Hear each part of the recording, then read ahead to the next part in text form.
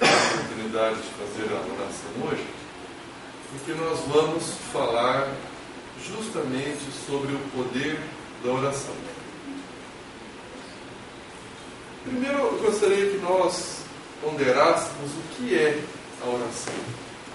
Como nós poderíamos definir, se há uma fórmula pré-estabelecida. Então, há muitas definições para isso, mas eu considero que oração é uma conversa que nós temos com Deus, nosso Pai, com Jesus, nosso irmão. E quanto mais próxima for essa conversa, melhor para as duas partes, para nós e para Deus, nosso Pai. Não há uma fórmula pré-estabelecida, não há regras para que a gente alcance esse diálogo. Mas algumas informações são importantes. Muitas vezes há uma restrição, preocupação, não sei colocar as palavras adequadas, eu não me sinto muito à vontade para orar, seja comigo mesmo, seja em público. E eu li num livro de crônicas, salvo engano, de Humberto de Campos, irmão X, que era o pseudônimo que ele adotava, uma historinha que ilustra bem o que significa oração. Então, o autor narra que num casebre, dentro de uma mata, na beira de um rio, havia um senhor muito simples, muito humilde, sem nenhuma cultura aqui da terra, sem cultura intelectual, mas com uma grande bagagem moral. E todas as manhãs, quando ele saía do seu casebre, ele olhava para o céu com bastante respeito e falava assim: Senhor, o Zé está aqui. Essa era a oração dele. Naquela frase curta, Senhor, o Zé está aqui, e ele já expressava a sua disponibilidade para com a vontade de Deus, ele já apresentava a sua necessidade para com o suporte do Pai, e essa era a oração dele de todas as manhãs. E ele vivia aquela integração com Deus em todas as suas atitudes, em todos os seus pensamentos. Ele vivenciava de uma forma bastante harmônica aquela proposta de realmente se colocar à disposição de Deus e de entender que precisava de Deus. E aí nessa historinha, ao término da existência física, no fim da encarnação, quando o Zé se libertou do corpo físico, ele viu uma figura luminosa chegando junto dele, e era Jesus dizendo assim: José, eu estou aqui. Então, uma maneira muito bonita de nós compreendermos que para a nossa oração não precisam palavras muito elaboradas, receios de interpretação, se vamos gaguejar, se não vamos. O importante é fazer. E também temos preces prontas, como por exemplo Pai Nosso, Ave Maria e várias outras. No final do Evangelho segundo o Espiritismo, também há uma série de orações ali que Allan Kardec, com a ajuda dos bons espíritos, ele foi estabelecendo para facilitar aqueles de nós que tivéssemos dificuldades de fazer uma oração por alguém que acaba de passar por um perigo iminente, por alguém que acaba de desencarnar. Então ali tem algumas prontas. Em relação a essas preces, por exemplo, Pai Nosso, é igual, é a validade, funciona. E é claro que sempre, se nós, na nossa imperfeição, já entendemos isso, quanto mais Deus, nosso Pai, que é a perfeição absoluta. O que conta é a nossa intenção, é o nosso sentimento, é como nós estamos estabelecendo aquela oração. Então, um Pai Nosso, a sequência das palavras é sempre a mesma. Mas há pessoas que vão fazer um Pai Nosso colocando em cada palavra um sentimento de unção, de devoção, de emoção superior. E há pessoas que são capazes de fazer o Pai Nosso assistindo novela. Então não é a sequência de palavras que dita se a prece ela é verdadeira, mas o quanto de importância nós transferimos para aquela oração. Teve uma época da minha vida que eu tinha muita insônia. E aí, numa dessas madrugadas, eu liguei a televisão e estava tendo domingo bem cedinho um programa com o padre Marcelo Rossi. E aí o padre fazia aquela sequência, né, de pegar o rosário, acho que é rosário, né? Um cordãozinho assim, né? Ia fazendo vários Pai Nossos. E eu fiquei muito impressionado, porque cada Pai Nosso que ele fazia, ele fez muitos.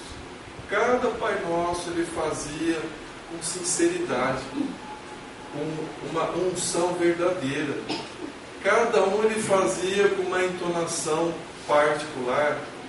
E me chamou a atenção isso, porque é uma prece que todos conhecemos, uma prece que vem desde os primórdios da era cristã. E eu vi ali então a diferença da pessoa que faz o Pai Nosso com aquele sentimento verdadeiro.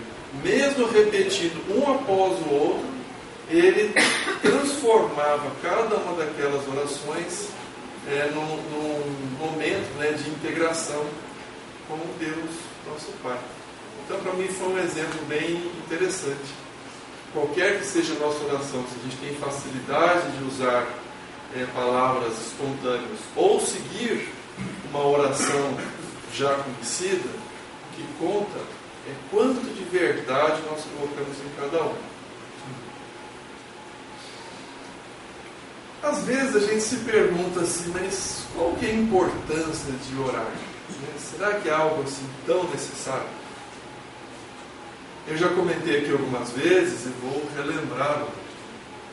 Em várias passagens do Novo Testamento, nós iremos nos deparar com a seguinte frase: e Jesus se recolheu para orar. E Jesus se afastou para fazer suas orações. E Jesus, o Mestre, consagrava aquele período para as suas orações. Então a constatação elementar que nós podemos fazer é essa: Jesus, o governador espiritual do nosso órgão, um espírito que pela evolução já alcançou o patamar de espírito puro. Presidiu a formação geológica da Terra, organizou todo o nosso planeta. E em estando encarnado, reservava diariamente, como Emmanuel nos mostra no livro Há 2000 anos, diariamente ele reservava um período para se recolher em oração. Nesse livro Há 2000 anos, né, essa informação de que Jesus se recolhia em oração diariamente é a passagem que o senador Públio Lentulus vai ao encontro de Jesus, né, para pedir a cura da sua filhinha Flávia Lentulus. E aí Emmanuel narra que Públio percebeu que ele se encontrava em oração profundamente concentrado, porque lágrimas suaves corriam de suas faces. Então a pergunta que nós temos que nos fazer é essa: se Jesus, o Espírito puro, já há milênios, se recolhia diariamente em oração sincera, comovida, será que nós não precisaríamos fazer o mesmo? Facilmente nós respondemos que nós precisaríamos muito mais. Muito mais. Então hoje a pergunta para nós todos é: será que estamos destinando tempo suficiente de nossas vidas para orarmos? Além de Jesus, eu gostaria de fazer várias outras citações aqui de como a literatura religiosa em geral nos mostra a importância da oração. Eu vou falar mais de obras espíritas, porque são as que eu conheço mais. Mas sabemos que todas as religiões, de modo geral, propõem a importância desses momentos diários de sintonia com o plano superior da vida. Então, o livro Nosso Lar, que é o primeiro da sequência do espírito André Luiz, pela psicografia de Chico Xavier, tem uma parte de que desde a primeira vez que eu li, e eu já li muitas, e cada vez que eu leio eu aprendo um pouco mais, e até no filme eles retrataram isso, é bastante interessante. Como a maioria deve saber, André Luiz é o pseudônimo do médico, né, que foi de destacada ascensão profissional quando esteve encarnado, voltou à pátria espiritual antes do previsto, um suicida inconsciente pelos excessos que havia cometido na vida, e depois, pelas sintonias estabelecidas, ele ficou ao redor de 8 anos nas regiões umbralinas, até que um dia ele, refletindo, começou a ponderar algo que nós deveríamos fazer todos os dias, que seria inconcebível compreender a vida sem uma fonte inteligente, sem uma matriz superior, amorosa, organizando o universo, as galáxias, o Sol, as plantas, as células e tudo mais. Naquele dia, ele resolveu fazer uma oração verdadeira. E ali ele reconhece seus erros, ele se arrepende dos seus passos infelizes, e ele pede com muita humildade que aquele Pai de misericórdia pudesse olhar por ele.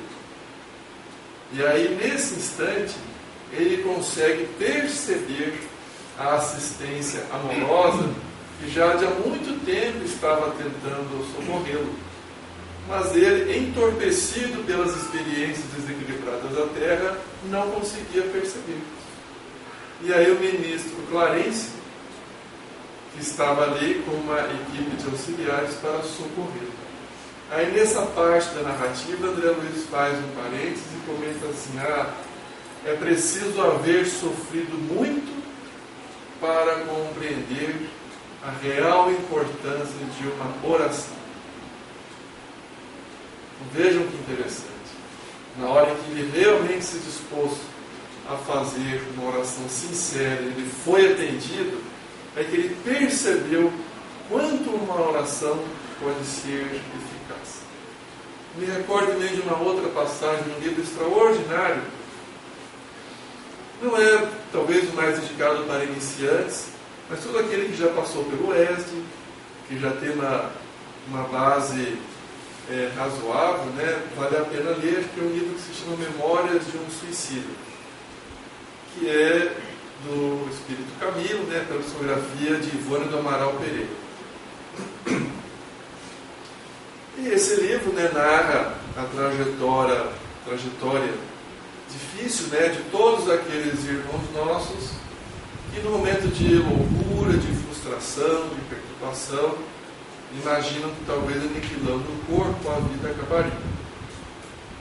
O que acaba é só o corpo físico, né, mas obviamente esse ato do suicídio gera uma perturbação muito séria, né, muito importante. Mas se nós somos capazes de perdoar nossos filhos, é claro que Deus, na sua bondade ilimitada, também perdoa os suicidas. Mas há um fato, né, que Jesus nos esclarece muito bem: a cada um segundo suas obras, cada um colhe o que planta. Então os suicidas, de fato, eles atravessam um período de perturbação. E esse livro é muito interessante porque ele tem ao redor de 500 páginas. As primeiras 50 descrevem a perturbação que acomete os suicidas, e as outras 450 aproximadamente demonstram todas as atividades, as propostas para o reerguimento dos suicidas. Como os espíritos mais elevados se dispõem a acudir, a reencaminhar para a proposta evolutiva. Então, até na proporção das páginas, a gente vê que a misericórdia divina está sempre presente.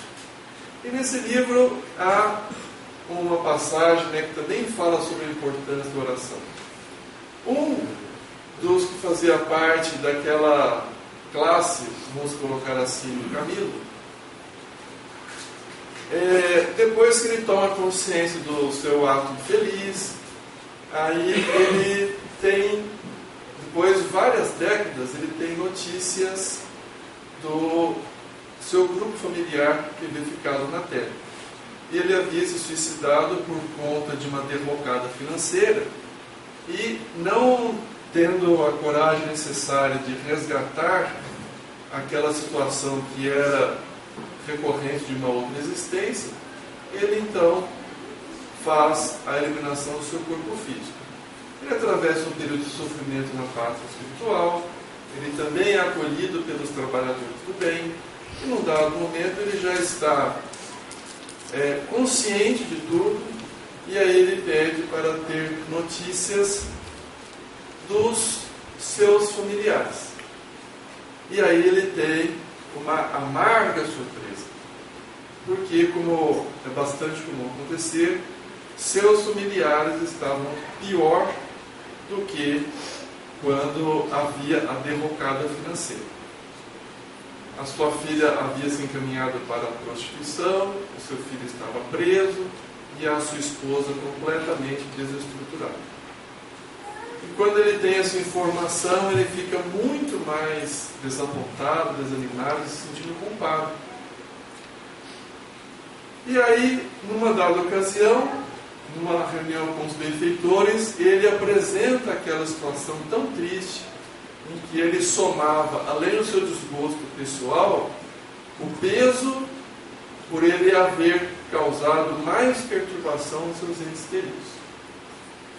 E aí o benfeitor ouviu tudo e disse assim: e você tem orado pelos seus familiares? Você tem pedido nas suas preces para que eles sejam atendidos? E ele diz assim: mas quem vai ouvir uma oração de um suicídio? Se eles estão nesse sofrimento por minha causa, quem sou eu para fazer prece por eles agora? E aí o benfeitor disse assim: você tem orado por eles? Você sabia que a mãe de Jesus, Maria de Nazaré, é a madrinha de todos os espíritos suicidas? Que nós temos aqui o Instituto Maria de Nazaré de socorro específico para esses que no momento infeliz se lançaram nesse vale de perturbação? Por que você não ora Maria de Nazaré? E aí ele ficou pensando naquilo e disse: bom, por mais que a minha oração venha a ser de pouca valia, porque me faltam méritos para uma intercessão mais direta, eu vou orar. E esse espírito começa então, todos os dias, às 18 horas, que é o horário em que aquela instituição em que ele se encontrava se dedicava à oração, e ele começa a fazer então pedidos para que a sua família fosse atendida. Ele admitia os seus erros, mas ele pedia que pela misericórdia do Pai pudesse ter alguma intercessão favorável. Depois de poucas semanas, ao término desta oração coletiva, já estavam todos se dispersando para voltar para suas atividades, quando o dirigente chama esse colega de Camila e disse assim: eu tenho uma mensagem para você. fala para mim. E ele desenrola um pergaminho luminoso, com letras azuis luminosas, e ele lê uma missiva, uma pequena carta ali de Maria de Nazaré, pedindo providências para que toda a família dele fosse atendida.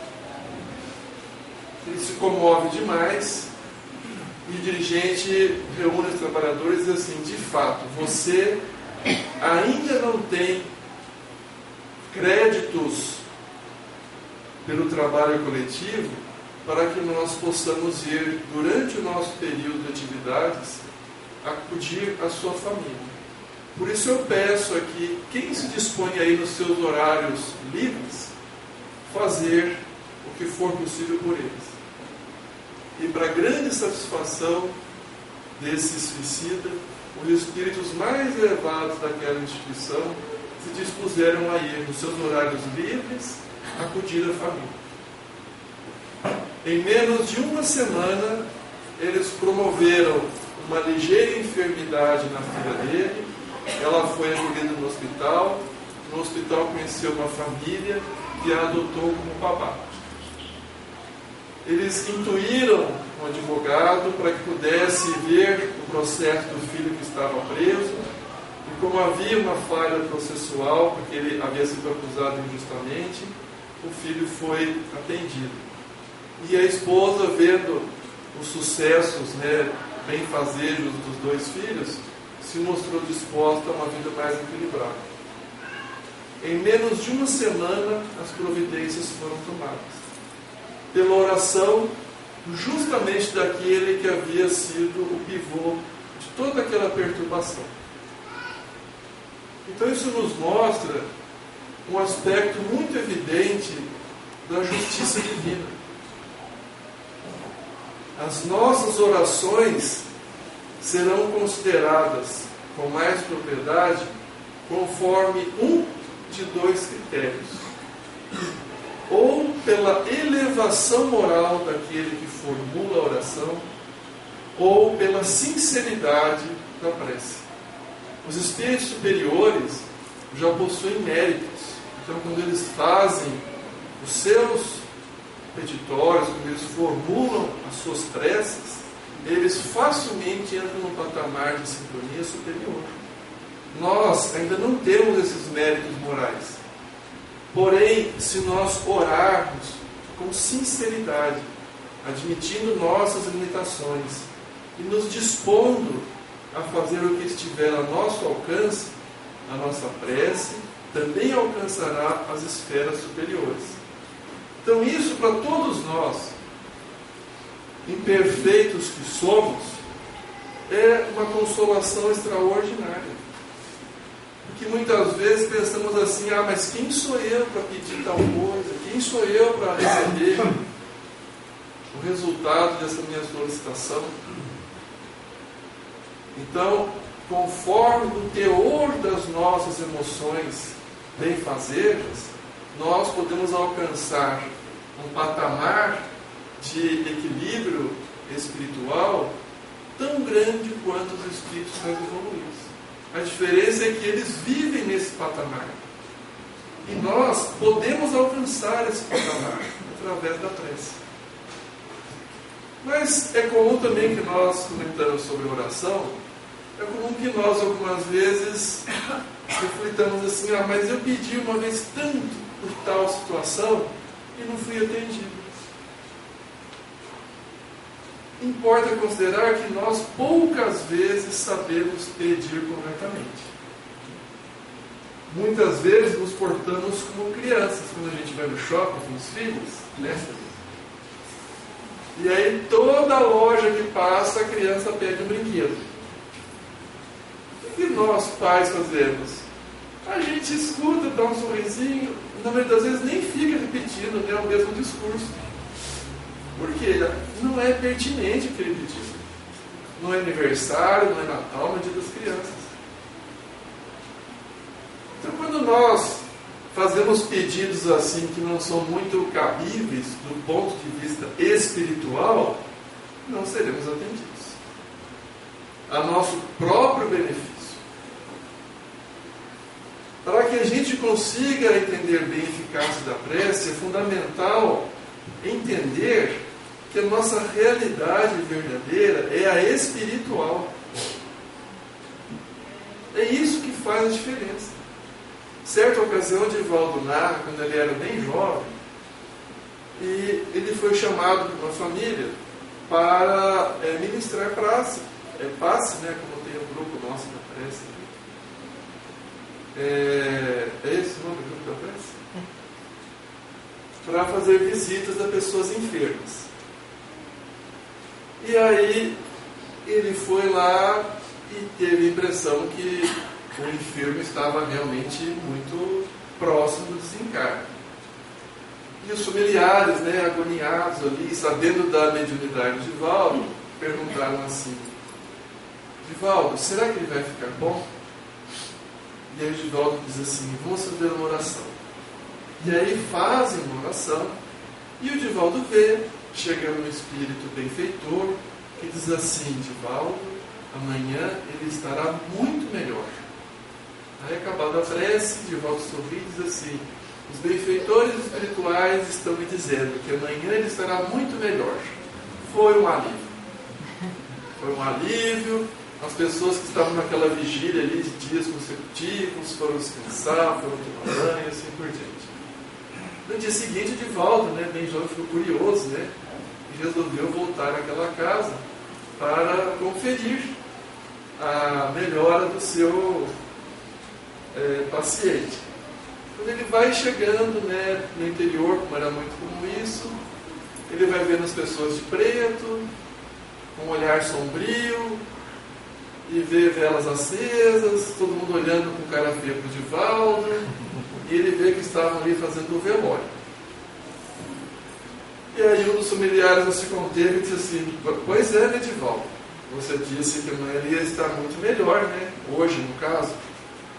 Aí o Divaldo fica assim, estupefato, surpreso, e aí o mesmo espírito benfeitor chega para ele e diz assim: Divaldo, informe os familiares que ele está muito melhor.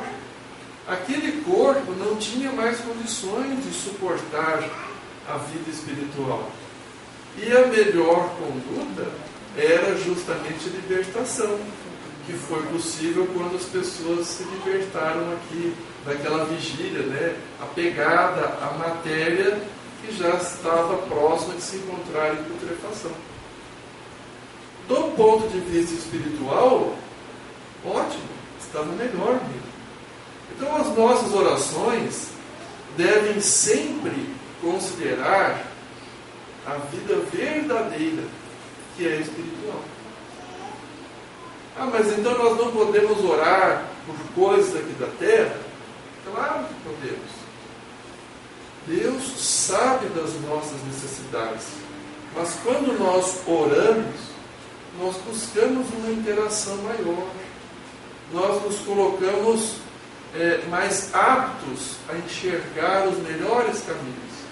Então, em relação às questões materiais, tem uma metáfora que eu uso muito com os meus alunos, que é a seguinte: quando nós reencarnamos, nós temos vários caminhos à nossa disposição, porque temos o livre-arbítrio.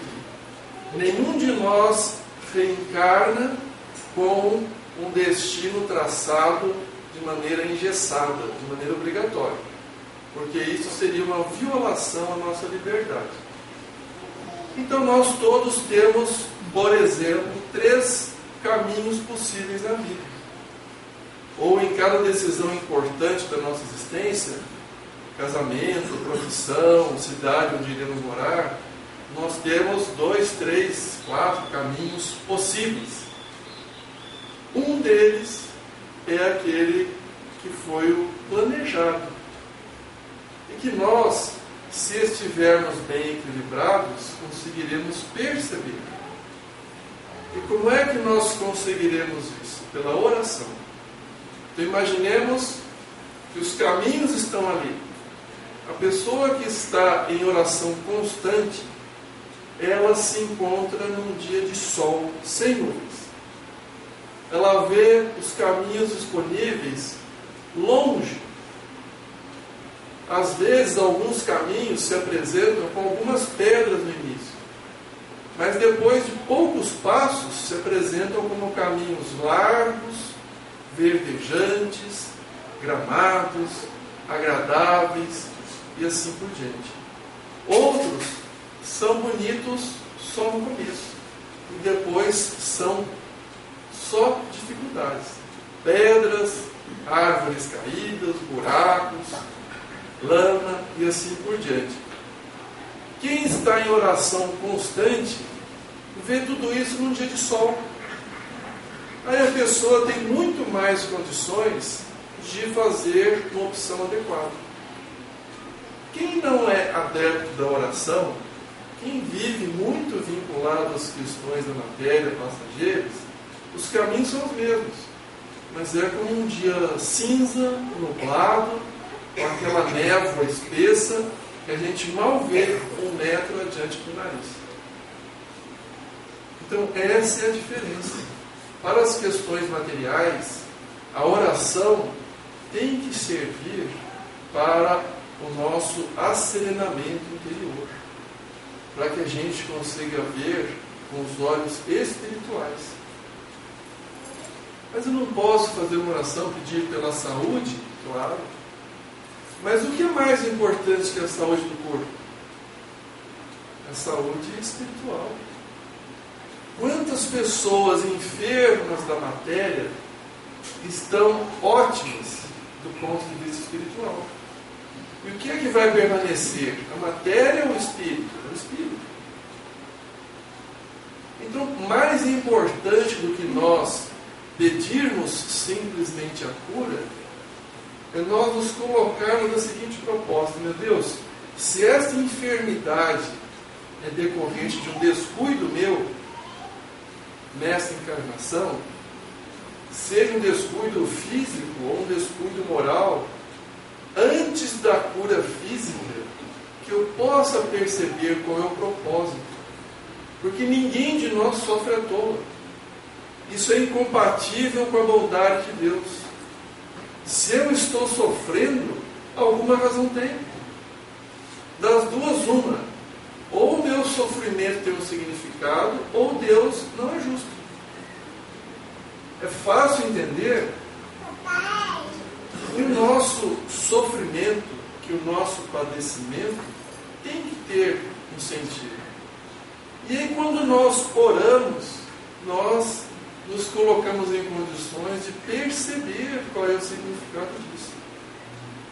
E temos que pedir, primeiro, para o nosso resgate espiritual, para o nosso reajuste moral, mais do que a cura física. Ah, mas se eu quero um emprego, se eu quero passar no vestibular, se eu quero alcançar determinada conquista, como é que a gente faz? A oração é pertinente? É. Deus, o Senhor conhece minhas necessidades. O Senhor sabe do que eu preciso. Melhor do que eu. Por favor, me ajude a compreender qual é o melhor caminho. Porque a vida vai nos mostrando. Às vezes a gente estabelece uma meta. É importante ter metas, né? Porque naquela parte do Evangelho que fala assim: olhai as aves do céu e os lírios dos campos. As aves não plantam nem ceifam, e Deus lhes dá o de comer.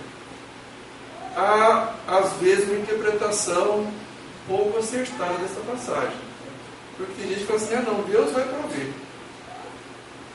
Só que o pássaro, ele amanhece lá no seu galho, ele não amanhece, vira a boca para cima, abre o bico e fica esperando a semente cair lá. Ele vai em busca do alimento. Ele vai em busca da água, ele vai em busca da construção do seu ninho. Então esse é o sentido que nós precisamos ter para as questões materiais na oração. Senhor, o Senhor sabe do que eu preciso. Me ajuda a compreender isso. Quantas vezes a gente põe uma meta, que um emprego, que uma carreira, que determinada conquista seria o melhor para nós, só que não é. A gente tenta uma vez, duas, três, é o jeito que a vida vai mostrando. Olha, considere outra possibilidade, veja um outro caminho. Essa deve ser a nossa conduta. E quantas vezes a gente deve orar? Quanto mais, melhor. Os espíritos superiores vivem já num patamar que tudo que eles fazem é em prol de Deus, da vida próxima. A gente ainda não consegue isso. Por isso, quanto mais vezes por dia a gente fizer oração, o benefício é nosso. Se nós acordarmos aqui encarnados, é uma bênção. Se acordarmos com alguma dor, depois dos 40, é sinal que estamos encarnados. Um amigo meu fala, olha, depois dos 40, se você acordou e não sentiu nada, bem capaz que você está do lado de lá. Então, a gente precisa considerar que é uma bênção. A gente estando encarnado, estamos resgatando as dívidas contraídas. E qualquer pessoa com um pouco de integridade quer pagar suas dívidas. Se temos dificuldades de qualquer natureza, agradeçamos. O espírito é masoquista. Não é masoquista. Se eu estou tendo um padecimento, aquilo tem um sentido. O mais importante é descobrir qual é o sentido. É igual o aluno recebe a prova e fala assim, o professor não gosta de mim, me deu prova. A prova faz parte do processo. O que a gente costuma fazer? A gente pega a prova, chora em cima da prova, mostra a prova para todo mundo. Olha o que eu estou passando, olha só que a vida me deu. E choraminga, e amassa a prova e fala, não, agora eu não aguento isso. E deixa a prova ali. A prova é nossa. Se nós orarmos, a gente vai construindo essa maneira mais inteligente do ponto de vista espiritual. O que é que eu preciso fazer? É fácil? Não é. Não é fácil. Mas é o melhor caminho. Então, se nós acordarmos encarnados, já é uma bênção. Se eu tenho trabalho, graças a Deus. Se eu não tenho, eu vou procurar. Eu vou pedir para que Deus me guie para aquilo que for melhor para mim. Porque o que todo mundo quer é um salário maravilhoso, trabalhar meio período, sentadinho no ar-condicionado, sem nenhuma preocupação.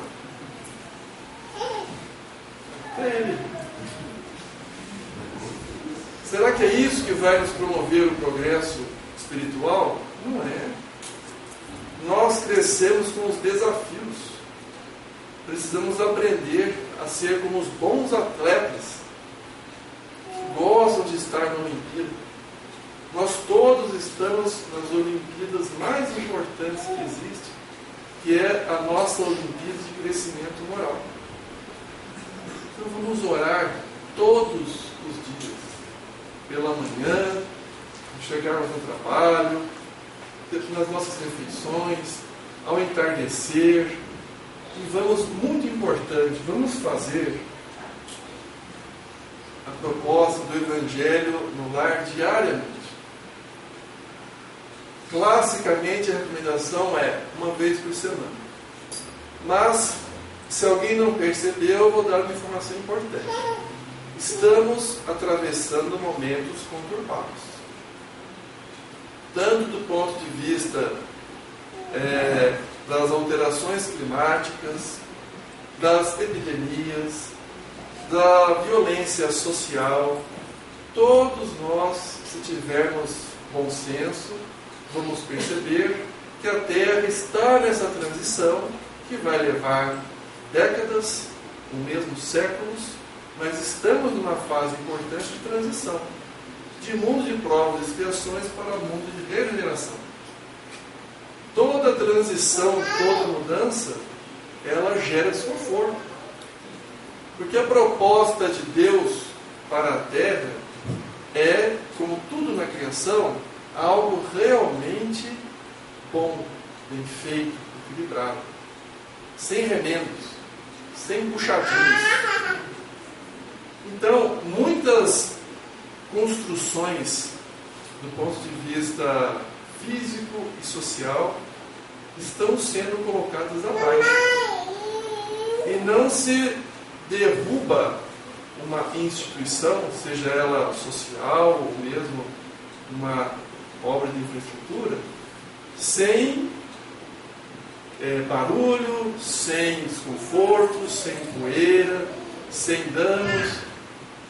Então nós estamos nessa fase em que várias instituições estão sendo derrubadas, outras começarão, mas muitas já estão em franco processo de construção nos moldes cristãos, nos moldes benfazejos. Por isso é fundamental que nós oremos todos os dias, que a nossa família se reúna 15 minutos, 20. Só para conferir o WhatsApp a gente gasta muito mais do que isso por dia. E eu pergunto, quantas mensagens do WhatsApp realmente são necessárias do ponto de vista espiritual? Quantas? Então vamos reunir a nossa família ao redor da mesa, na sala, onde for, e vamos criar esse hábito saudável. E tudo na vida é hábito. O livro dos Espíritos está lá. Os espíritos superiores, o bem se tornou um hábito. Vamos criar esse hábito. Em casa nós fazemos há muitos anos o Evangelho do Lar diariamente. Quem vai hoje em casa, às 20h30, vai falar assim, nossa, que beleza, a Lívia faz a prece, faz a leitura, o André comenta dos Espíritos, a Celina faz prece. Fala, gente, olha que beleza, né? Quase 2 anos para conseguirmos fazer o Evangelho em paz. Eu fazia primeiro o meu Evangelho, para não querer estapear as crianças na hora do Evangelho mesmo. Porque a gente chama para o Evangelho e não vem.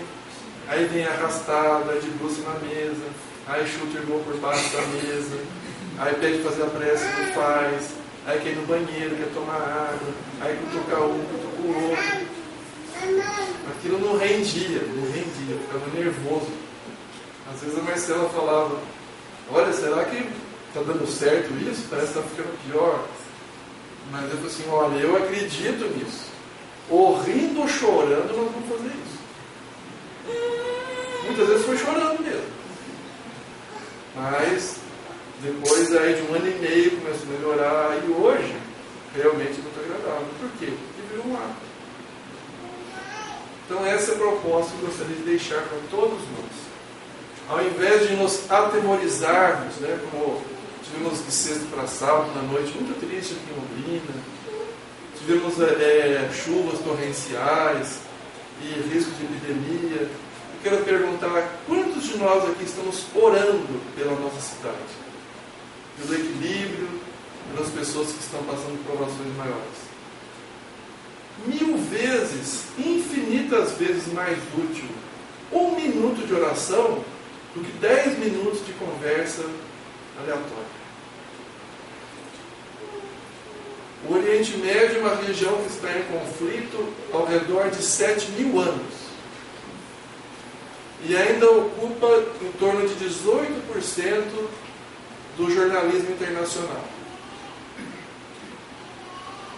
Eu pergunto, será que ao invés de ocupar esses 18%, se fosse 1% da mídia em oração, não seria mais útil? Então a oração é um recurso fantástico, extraordinário, porque nos lembra de que a nossa parcela de atuação em tudo na vida é relativamente pequena.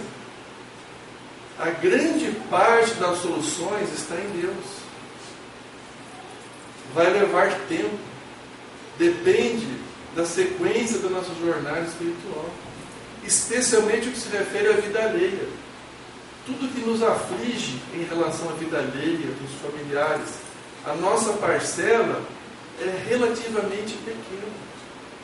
O que de melhor podemos fazer é orar.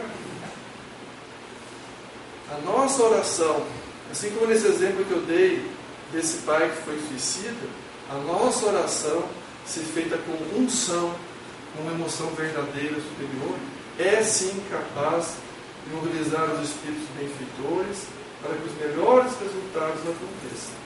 Não do ponto de vista imediato e terreno, mas do ponto de vista imortal para a vida eterna. Muito obrigado a todos. E como não temos evangelização infantil, faremos agora já a prece de encerramento. Quem quiser depois do passe aproveitar o ambiente de paz do salão, fique à vontade para retornar. Quem quiser, pode ir. Então vamos